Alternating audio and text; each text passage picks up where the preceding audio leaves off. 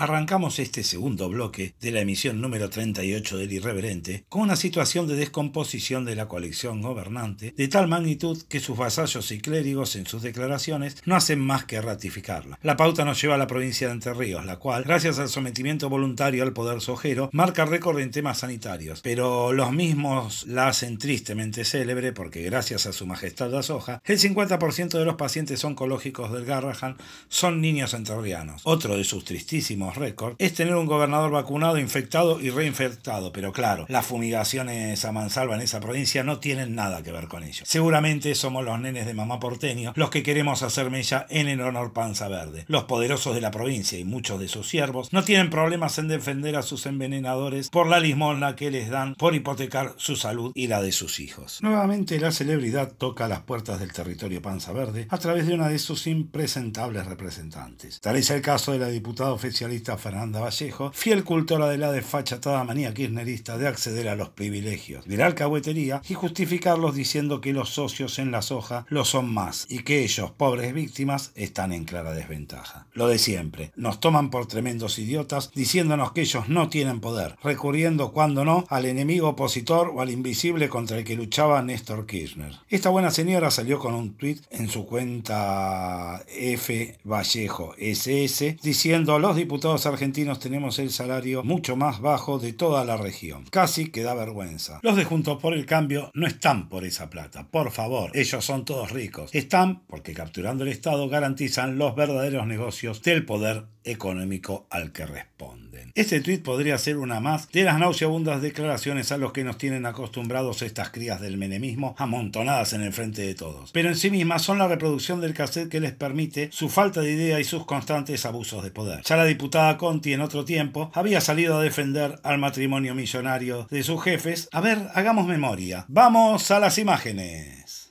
Y se pueda pelear con fuerza contra ese poder real que se trasluce en un montón de lugares empresariales que nos van a hacer la contra porque peleamos contra factores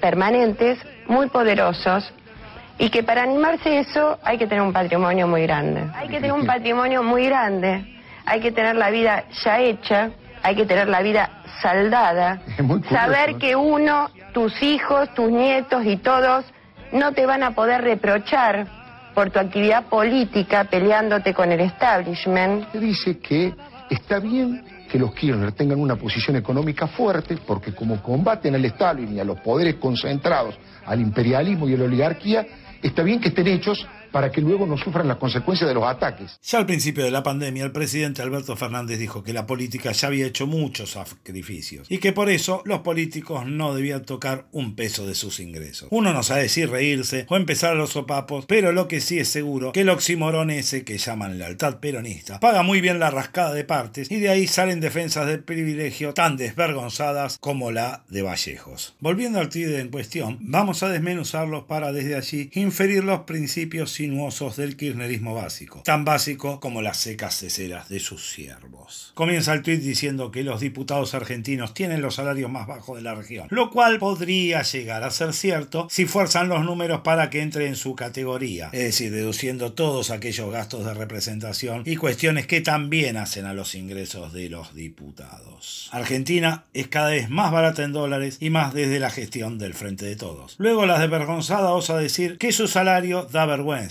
Lo que da vergüenza son los salarios y las jubilaciones de este país, para los cuales no ponen el más mínimo cero en su actualización. Luego dicen que los de Juntos por el Cambio son ricos y que no van al Congreso por la plata. Parece que ella sí va por la plata y pretende vendernos una vez más la doctrina Carlotto, que dice que Cristina es pobre cuando sabemos que tiene mucha plata y su patrimonio crece cada vez que está cerca del poder, siendo la empresa en la que cualquiera quisiera tener acciones, ya que mágicamente duplica su patrimonio año a año hasta que testaferreó a sus hijos, como una campeona. También podemos inferir esbozos de la doctrina Conti que pide más plata para combatir al establishment, aunque eso sabemos no ocurre nunca y menos en la provincia que dice representar esta señora diputada, en la que los ojeros se pasean como Pancho por su casa y piden además que se corran las escuelas para poder seguir fumigando. Y ella, lo más campante, diciendo que lucha contra el establishment. Una vergüenza. Eso sí, es una vergüenza. En el no más de la hipocresía se lanza a decir que el macrismo captura el Estado para garantizar los los negocios del poder económico que representan. F. Vallejo, SS, se olvida que su coalición, la que gobierna y que en su provincia mandan los ojeros y el gobierno obedece. La ridícula victimización que viene de la época del primer presidente millonario de la democracia, Néstor Kirchner, es la sin razón final que todo fanático que se precie debe repetir sin dudar. Toda duda sobre el patrimonio de los Kirchner haría caer el andamiaje del autoritarismo al que siempre nos ha mal acostumbrado el kirchnerismo. Casi como queriéndose olvidar de la caída de Nubedepedia 2021, sede de la Copa América, el presidente Alberto Fernández recibió al presidente español Pedro Sánchez y, rodeado de empresarios, se dedicó a sobarle el lomo a su par español, mandando fruta mal como es su costumbre. A veces los kirchneristas critican a quienes no votan a los millonarios y siervos de capital, a los que ellos evidentemente apoyan. Te vociferan que no son lo mismo y terminan acusándote de hacerle el juego a la derecha. Sí, ya sabemos que la vergüenza no es el fuerte de esta gente y no lo va a ser nunca. Por eso lo repiten 1000 veces aunque ni ellos mismos se lo crean. Los argumentos más veraces y sólidos los condenan y por tal motivo se conforman con los falaces y débiles. Es posible que alguien piense que lo que ilustra esta parte no sea cierto, por la sencilla razón que es una pieza antológica de patética ignorancia impropia de un mandatario. Por ello les pido, como siempre, que no me crean a mí, sino al estadista que en 1 minuto y pico reactivó la industria del meme en este país. ¡Vamos a las imágenes! Así que yo celebro enormemente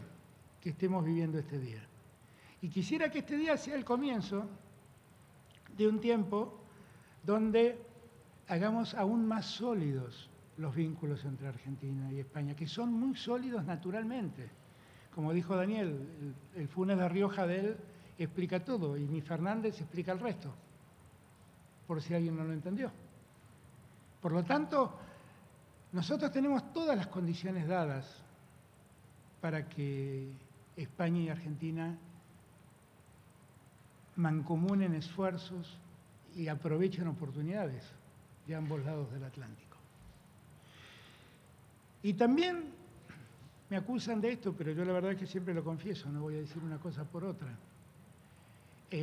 La América Latina y Argentina puntualmente somos por sobre todas las cosas americolatinistas. Creemos en América Latina y en nuestro continente y en la unidad de nuestro continente. Pero particularmente también soy un europeísta, soy alguien que cree en Europa. Porque de Europa, escribió alguna vez Octavio Paz, que los mexicanos salieron de los indios, los brasileros salieron de la selva, pero nosotros los argentinos llegamos de los barcos. Y eran barcos que venían de allí, de Europa.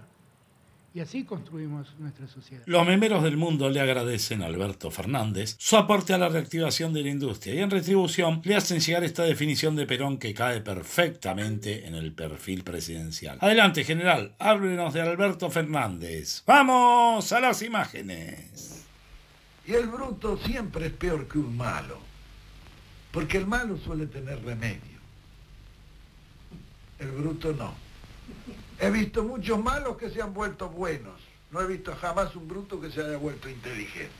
Mientras en las redes sociales los memeros, no los kirchneristas ya que su paradero es desconocido como su humor desde diciembre de 2019, disfrutaban del inicio de una primavera albertiana, al presidente de la República hasta sus propios alcahuetes le pedían que haga algo para no inmolarse en el ridículo. Y el presidente lo hizo. Fue a través de un par de tweets en los que decía que se afirmó más de una vez que los argentinos descendemos de los barcos. Ahí nomás empieza ya dando un dato cuya corroboración es ilusoria y como hace siempre pretende que su voz es la de Dios. Luego continúa en la misma línea tirando: en la primera mitad del siglo XX recibimos a 5 millones de inmigrantes que convivieron con nuestros pueblos originarios. Es un orgullo nuestra diversidad. Al parecer el presidente se olvidó de disculparse, o no pretende hacerlo, sino afirmar la burrada que dijo, y decimos que es una burrada ya que se olvida que la base de lo que hoy se llama Argentina es el exterminio de los pueblos originarios y su explotación y sometimiento, y no la convivencia y el respeto por la diversidad. Y no lo hace porque que si lo hace porque es un genuflexo. No puede decirse porque necesita en su fantasía que los europeos del FMI voten en su favor para ver cómo se baja los pantalones en cómodas cuotas nuestro presidente. Un minuto después se ve que le dijeron que eso era una pavada y que la mayoría de la gente estaba caliente como pipa con él. Salió con un nuevo tuit en el que se declara que a nadie quiso ofender y que pedía disculpas si alguien se sintió mal. Es decir, una auténtica burla. Hecho esto, los cagatintas oficialistas de C5N salieron a tapar el agujero que había dejado el presidente en una operación que daremos en llamar Salvemos al imbécil de sus dichos, dirigida especialmente por uno de los alcahuetes oficiales de ese canal, el señor Adrián Salonia. ¡Vamos a las imágenes!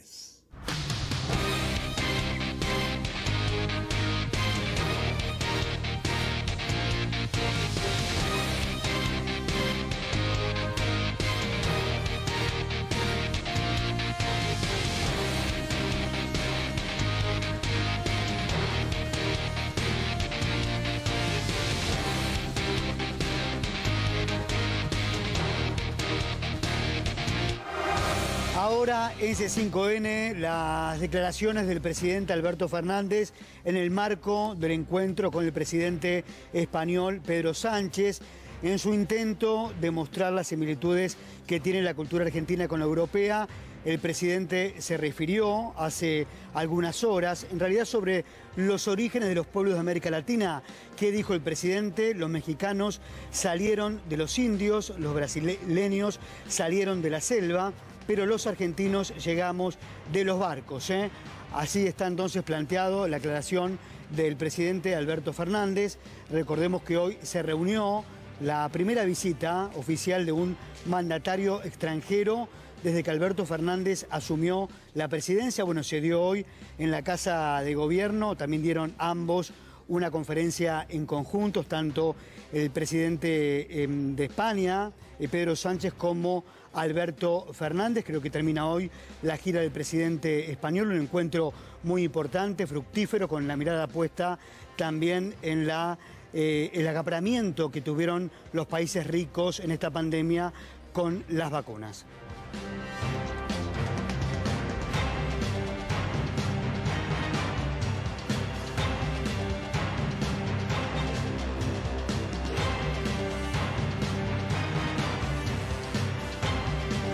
En la mañana del 10 de junio, luego de haber generado una catarata de memes, el presidente salió con un nuevo tuit que no deja de inmolarlo en el ridículo. Allí le adjudica la frase que dijo el día anterior a Lito Nevia a cambio de Octavio Paz, que nunca la escribió, como él aseguró. Lo peor es que afirma que el cantante sintetiza en la misma el sentido de sus palabras. Disculparse por la burrada, pedir perdón a los pueblos originarios. No, ¿qué va? Ningún líder peronista que se precie reconoce un error nunca. Sería rebajarse, darle pasto a las fieras, o como dicen los fanáticos sacerdotes del régimen, hacerle el juego a la derecha. En fin, otro asqueroso acto de indignidad que queda impune en esta Argentina forjada en la fragua menemista. En Argentina las cosas se complican y muchos expresan su lealtad al gobierno oficiando de informantes, de siervos de esta farsa. La meritocracia de este gobierno está directamente relacionada con el servilismo a los demás arriba y el de estos a las multinacionales y a las oligarquías en general. Alberto Fernández y su tropa acuerdan desde antes de la pandemia en el concepto filosófico básico que les enseñara su conductor sacrosanto, pero mejor que lo explique usted mismo, general. También lo dice Mao. Lo primero que el hombre ha de discernir cuando conduce es establecer claramente cuáles son sus amigos y cuáles sus enemigos. Y dedicarse después, esto ya no lo dice Mao, lo digo yo, al amigo todo, al enemigo ni justicia. Porque en esto no se puede tener dualidad. Pasarán los años y estos energúmenos no van a aprender más. Pero él era sabio. Él conocía que si una mentira se decía debía ser muy grande y simple para que sus embrutecidos seguidores la puedan repetir sin dudar. De entrada supo que plantear irreductibles esquemas binarios era la única manera de hacer circular ese odio visceral fácil de transmitir entre una tropa que cuanto menos tuviera que pensar, más útil sería. Así, mientras el concepto peronista básico de lealtad es vertical, vertical, a nivel horizontal la vía de avance y de sumar valor en este culto a la personalidad es la alcahuetería y la delación. Leal es el que más cadáveres entrega como prueba de amor. La vida por Perón, o cacho conducción, o servir al que manda, pensando lo menos posible por su propia cuenta.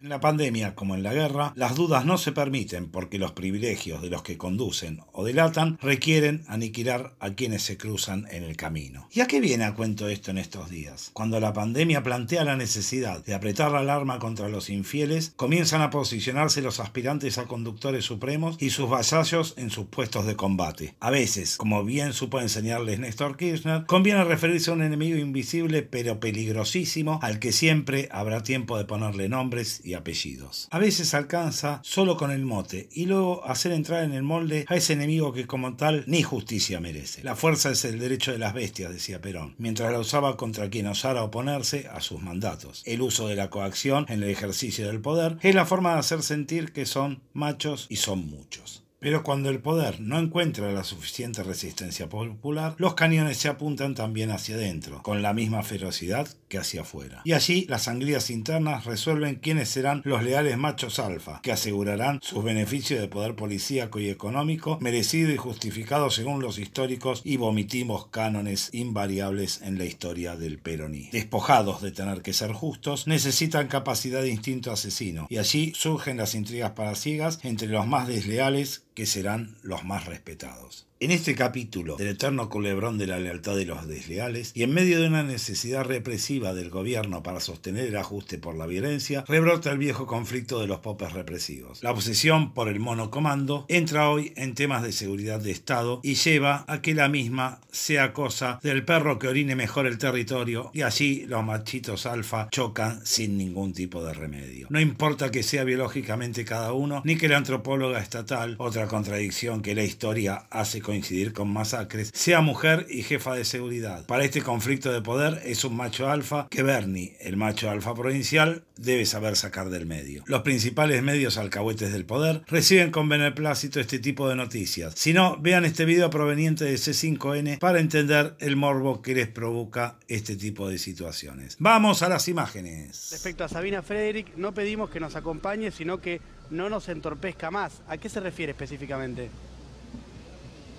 Mire, usted no puede venir a la provincia de Buenos Aires, pensar que puede coordinar, tener la loca fantasía de poder coordinar política de seguridad con un municipio y andar repartiendo gendarmes como si fueran caramelos, pero que además nadie sabe dónde están, qué hacen, cuántos son, y permanentemente tenemos esos problemas. Ya no pedimos que no nos ayuden, sino directamente que no nos molesten. Pero bueno, es una metodología y no lo digo yo, por algo es la ministra con peor imagen de todo el gobierno nacional.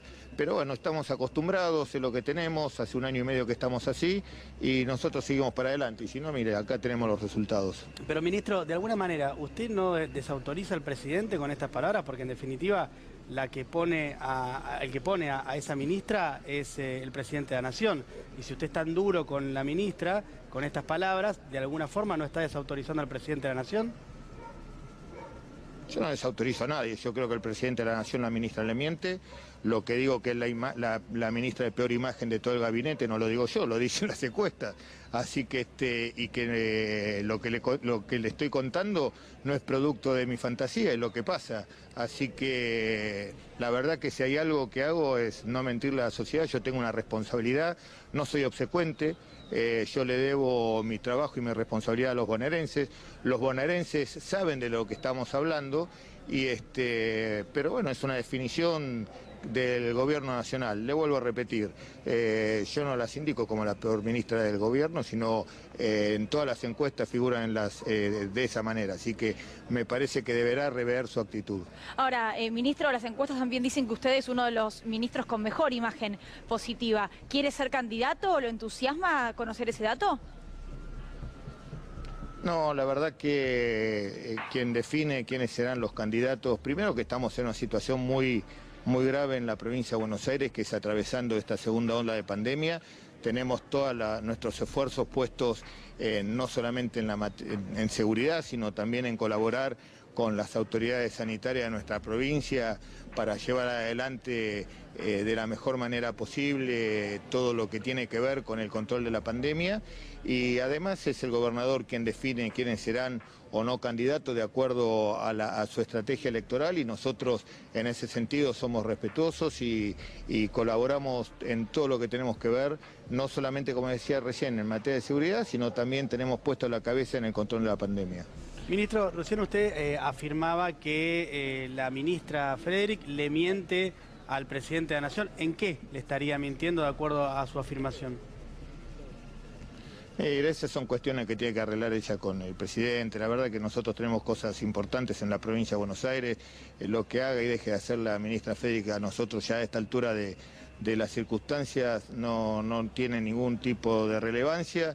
Y le vuelvo a repetir, nosotros trabajamos todos los días para generar mejor y mayor seguridad y garantizarle a los bonaerenses lo que hemos prometido en campaña. Y por eso usted verá que todo el día estamos en la calle, estamos recapacitando a nuestra policía, más de 1 millón de horas cátedra en reentrenamiento, equipamiento nuevo, 2.200 patrulleros, todo lo que tenemos que hacer en 1 año y medio donde el mundo paró. Bueno, la policía de la provincia de Buenos Aires siguió trabajando, entregó la vida de 73 hombres y mujeres de sus fuerzas contagiados por el COVID, y nunca bajó los brazos, siempre estuvo trabajando sin descanso. Salimos del operativo Sol hace 2 años, entramos en pandemia, estuvimos trabajando en los barrios más complicados, nunca se rindieron, fuimos a otro operativo Sol, seguimos trabajando, seguimos generando estas investigaciones, y vemos cómo todos los días la policía de la provincia de Buenos Aires, con toda una historia de desinversión, de falta de profesionalismo, con hombres y mujeres que salían a la calle con 5 meses de formación, cómo esa historia empezó a revertirse. El macho alfa bonaerense se manejó con 3 ejes con respecto a la ministra de Seguridad de la Nación. A. Pide que la ministra nacional no puentee a las autoridades bonaerenses y la acusa de coordinar políticas de seguridad directamente con los municipios. B. Siente el ministro que él debería tener algún tipo de control de la tropa federal que se despliega en la provincia que considera su territorio. Y C. Asegura que la ministra le miente al presidente, aunque cuando le repreguntan por ello, esquiva la cosa con total descaro. Si bien tuvieron mucha prensa los berrinches del ministro de Seguridad bonaerense Sergio Berni, no fue tan así con la respuesta de Sabina Frederick. La antropóloga represiva respondió al estilo kirchnerista que ella coordina con quien quiera coordinar. La fórmula nene de mami siempre es elegida por los funcionarios peronistas cuando algo les disgusta. Dijo además que hay una coordinación muy fuerte con los intendentes y que tiene una relación nula con Sergio Berni. En este duelo de perritos calientes, la ministra nacional levantó la patita y le regó los arbolitos provinciales a Berni.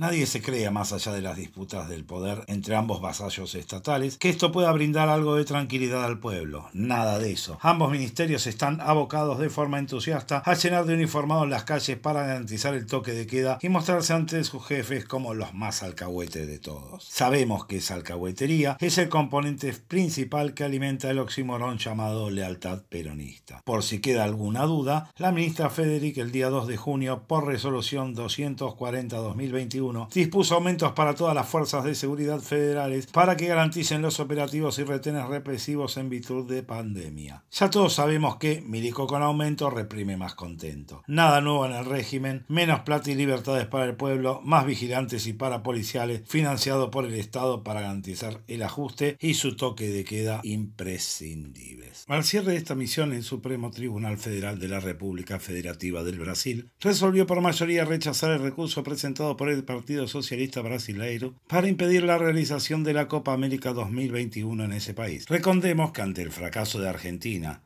y Colombia, la Conmebol resolvió de común acuerdo con el presidente de Brasil, el abominable Jair Mesías Bolsonaro, que la Copa se juegue en ese país. La prensa oficialista de la Argentina fue mutando de entusiasmo en la organización de la misma a dinamitar su realización a como de lugar y donde sea que ella se pudiera llegar a hacer que no fuera la Argentina.